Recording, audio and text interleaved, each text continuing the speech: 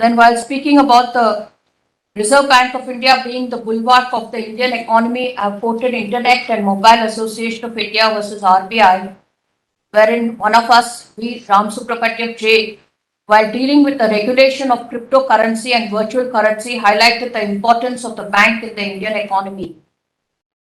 Then I've spoken about the economic and fiscal policies interference by the court and cited the judgments. What emerges from an understanding of the decisions referred to above or the subject of judicial review of economic policy may be culled out as under 1. That the court is not to sit in judgment over the merits of economic or financial policy. 2.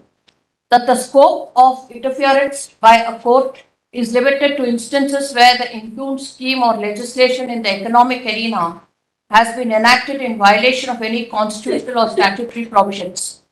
3. That the court may not undertake a foray into the merits, demerits, sufficiency or lack thereof, success in realizing the objectives, etc., of an economic policy. As such, an analysis is the prerogative of the government in consultation with experts in the field. Being mindful of the limited scope of judicial review permissible in matters concerning economic policy decisions, I shall limit my examination of the matter to such extent as is necessary for the purpose of determining whether the process concluding in the issuance of the impugned notification was correct or as being contrary to subsection 2 of section 26 of the Act and allied aspects of the case. It may be stated at this juncture that the said aspect of the matter is not one of form but of substance.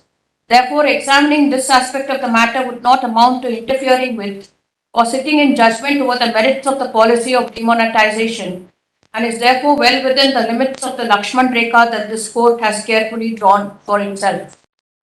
Then I have analyzed section 26 of the Act interpretation.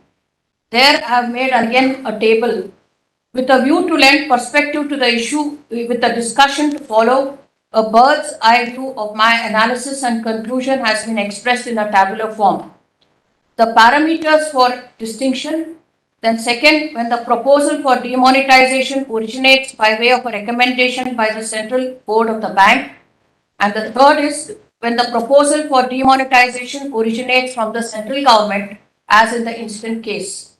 In that, I would say role of the central government, and the second parameter is role of the bank. The third parameter is extent of demonetization that may be proposed and carried out. Fourth, considerations for proposed measures of demonetization illustrative. 5, process or route to be followed to carry out demonetization. And 6, applicability of subsection 2 of section 26 of the Reserve Bank of India Act